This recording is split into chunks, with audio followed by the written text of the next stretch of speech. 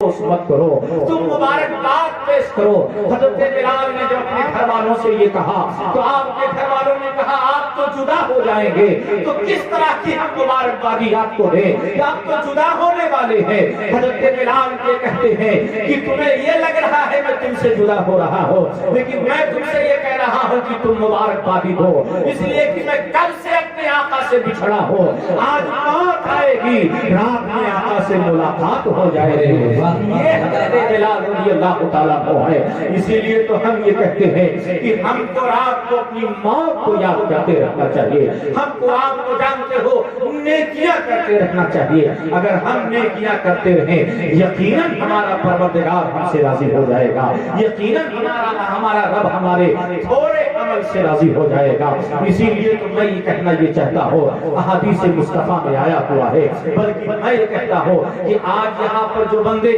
اللہ کے بندے اللہ کے تھوڑے دیے پر اللہ کسی کو کم دیتا ہے، اللہ کسی کو زیادہ دیے کرتا ہے، لیکن جب اللہ کسی کو کم نوازا ہے، اگر اللہ کے اس کم دیے پہ وہ راضی ہے تو کل قیامت کے دن پروردگار ہمارے تھوڑے عمل پہ راضی ہو جائے گا، اس لیے کہ اس کی رحمت یہ گوارا نہیں ہے۔ اللہ کی رحمت یہ پکارے کہ یہ میرا بندہ ہے کہ جس کو میں نے دنیا میں کم دیا اور میرے کم پانے کے باوجود یہ مجھ سے خوش تھا۔ آج اگر بندے کے حالات پر نظر کیا جائے،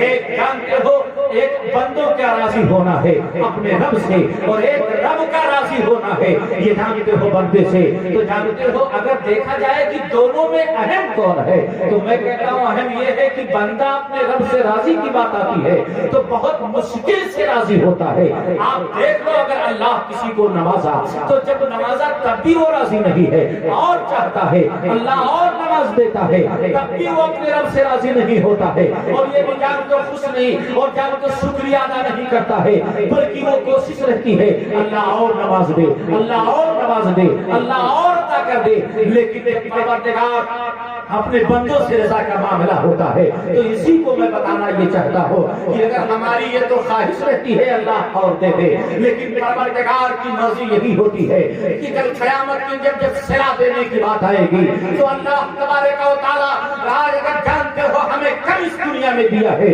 تو کل ہمارے تھوڑے عمل پر اللہ ہم سے راضی ہو جائے گا اور ہماری خطاؤں کو معاف فرما دے گا۔ اس لیے ہم آپ سے یہ بھی کہنا چاہتے ہیں اگر بندے مومن اچھے اعمال کرتے رہیں تو یقیناً اچھے اعمال کا صلہ انہیں خوب ملے گا۔ اور اچھے اعمال کے صلے کی اگر بات کری جائے تو آؤ ایک میں واقعے سے آپ کو بتانا چاہتا ہوں۔ علامہ جامی رحمۃ اللہ تعالیٰ علیہ جانتے ہو علامہ رومی رحمۃ اللہ تعالیٰ علیہ اس واقعے کو نقل فرماتے ہیں۔ اس واقعے کو کیا ہے وہ فرماتے ہیں کہ مصر کا ایک علاقہ تھا، مصر کا ایک علاقہ تھا، اس علاقے کا ایک نظم تھا، وہاں کا ایک قانون تھا۔ وہ قانون کیا تھا کہ اس علاقے کے ساحل پر سال کی پہلی تاریخ کو جو وہاں پر آتا ہے اترتا ہے تو علاقے کے لوگ پہلی تاریخ کو ساحل کے کنارے جمع ہو جاتے ہیں۔ کیوں جمع ہو جاتے ہیں علاقے کے لوگ پہلی تاریخ کو؟ وہ اس لیے کہ ان کے یہاں یہی قانون تھا کہ پہلی تاریخ کو ساحل کے کنارے جمع ہو جاؤ، جو پہلا شخص یہاں ساحل پہ اترتا ہے اسی کو ہاروں جانتے پھولوں کا ہار پہناتے ہیں اور اس کو یہ کہتے ہیں کہ آج سے تم ہمارے بادشاہ ہو، آج سے تم ہمارے حکمراں ہو، آج سے تم ہمارے حاکم ہو۔ اور جانتے سال کی جب آخری تاریخ آتی ہے لے جاتے ہیں انہیں اپنا بادشاہ بنا دیتے ہیں، اور جب سال کی آخری تاریخ آتی ہے تو ان کے ہاتھ میں ہتھیلی پاؤں میں بیڑی ڈالتے ہیں اور جانتے اسی ساحل کے دوسرے کنارے جنگل ہے اور جنگل ایسا جنگل ہے جہاں پر مجھے جانوروں کا رین بسیرا ہے، وہاں پر خوفناک جانور رہتے ہیں اور جانتے ہو وہاں پر زہریلے جانور رہتے ہیں، اس لیے سال کے آخری تاریخ کو اسی میں لے جا کے پھینک دیتے ہیں اور جانتے وہ بوجھی جانور ڈنک مارتے ہیں، خطرناک جانور جو ہے وہ جانتے جو بھیڑیے ہیں ان کو کھا لیتے ہیں۔ اسی طرح یہی طریقہ رہا وہاں پہ مصر کے اس علاقے کا، اس کا یہی نظام تھا۔ ایک دن مصر کے لوگ پہلی سال کی پہلی تاریخ کو ساحل کے کنارے جمع ہوتے ہیں تو کیا دیکھتے ہیں کہ ایک آدمی ساحل کے کنارے اترتا ہے، وہ آدمی کو جا کے اس کے گلے میں مالا ڈال دیتے ہیں، ہار ڈال دیتے ہیں۔ وہ دیکھ کر دم رہ جاتا ہے کہ آخر میں تو اس علاقے میں آیا ہوں تو تجارت کرنے کے لیے، میں تو تاجر ہوں اور مجھے ہار پہنایا جاتا ہے، تالا پہنایا جاتا ہے اور یہ کہا جاتا ہے کہ آج سے تم ہمارے بادشاہ ہو، آج سے تم ہمارے حاکم ہو، آج سے تم جنگ جو ہمارے حکمراں ہو۔ وہ آدمی جو تاجر تھا اس نے کہا کہ میں حکومت کے جنگ تو نشیب و فراز کو نہیں جانتا ہوں، اور میں تو ایک تاجر آدمی ہوں، میں حکومت سے کوئی شغف نہیں رکھتا ہوں، اس لیے مجھے حکومت نہیں چاہیے، بادشاہت نہیں چاہیے۔ تو جانتے وہاں کے لوگوں نے کہا کہ ہمارا یہی قانون ہے اور جانتے یہی نظام ہے کہ سال کی پہلی تاریخ میں ہم یہاں اکٹھا ہوتے ہیں، جو پہلے آتا ہے اس کو اپنا حکمراں مان لیتے ہیں۔ تمہیں تو ہر حال میں یہ تسلیم کرنا ہوگا، چاہے آپ کو خود مانو یا تو ہمیں آپ کو منوانا آتا ہے ہم منوائیں گے، آپ کو تو ماننا ہی ہوگا۔ اس نے جب دیکھا کہ جانتے ہو، اس نے کہا ٹھیک ہے ہم تو بادشاہ ہو جائیں گے، تمہارے حاکم ہو جائیں گے، لیکن تمہارا قانون بہت خطرناک ہے اور تم اس نے کہ اس کا نتیجہ بہت خطرناک ہے۔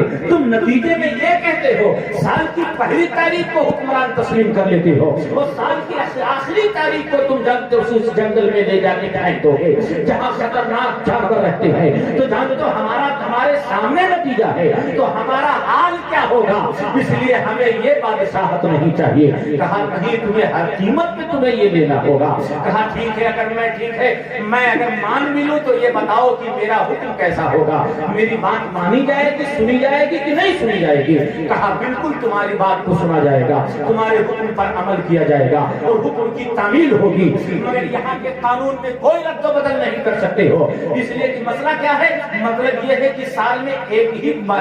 سال کے تم حکمراں ہوں گے، ایسا نہیں کہ تم اس قانون میں تبدیلی کر دو کہ 2 سال 5 سال کے لیے حکمراں ہو جاؤ، اور اگر تو اس قانون میں تم تبدیلی نہیں کر سکتے ہو۔ جہاں میں لے جا کر اپنے بادشاہ کو جس خطرناک جھاڑی میں اور جنگل میں چھوڑ کر آتے ہیں، اس میں کوئی تبدیلی نہیں کر سکتے ہو۔ اس کا مطلب یہ تھا کہ ہم تمہاری بات کو مانیں گے لیکن تم قانون میں کوئی رد و بدل نہیں کر سکتے ہو۔ وہ تاجر بہت ذہین تھا، بہت ہوشیار تھا۔ اس سے پہلے جتنے لوگوں کو بادشاہ سے اس علاقے کے لوگوں نے اپنا حاکم مانا تھا، حکمران بنا تھا، ان لوگوں کو جب جا کے بادشاہت کی کرسی ملی تو بغیر محنت کی یہ کرسی ملی تھی، بغیر کوئی کمپین چلائے مل گئی تھی۔ تو جاتے ہیں جب بادشاہت کی کرسی پر بیٹھتے ہیں تو میں اس طرح مست ہو جاتے ہیں کہ بھول جاتے ہیں کہ سال کی آخری تاریخ کو ہمارے ساتھ کیا ہونے والا ہے، لیکن وہی سال کی آخری تاریخ آتی ہے، ہاتھ میں ہتھکڑی ڈال دی جاتی ہے، پاؤں میں بیڑی ڈال دی جاتی ہے، اٹھا کر اس جنگل میں جا کے پھینک دیا جاتا ہے جہاں انہیں جانور کھا کے ختم کر دیتے ہیں۔ لیکن یہ تاجر بہت ہوشیار تھا، اس نے کہا میرے حکم کی تعمیل ہوگی، کہاں ہوگی؟ تو فوراً جا کے تو جیسے ہی پہلے دن کرسی پر جب تو آج بیٹھا، رات بھر وہ سویا نہیں، سوچتا ہے، جب صبح جب تو کرسی پر بیٹھنے کے بعد اپنا حکم نافذ کرتا ہے کہ بلدیہ کے شہر کے جتنے مزدور ہیں میرے سامنے حاضر کیے جائیں۔ تمام مزدوروں کو بلایا جاتا ہے اور بلانے کے بعد فوراً